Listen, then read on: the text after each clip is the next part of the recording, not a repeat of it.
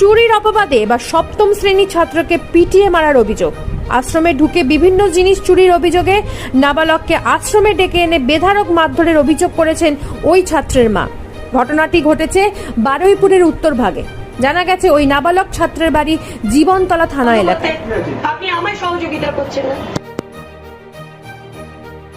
গতকাল সে তার মামার বাড়ি বারুইপুরের উত্তর ভাগে গিয়েছিল। গতকালই তাকে ওই আশ্রম থেকে ডেকে পাঠানো হয় এবং তার বিরুদ্ধে আশ্রমে কিছু জিনিস চুরির অভিযোগ ওঠে।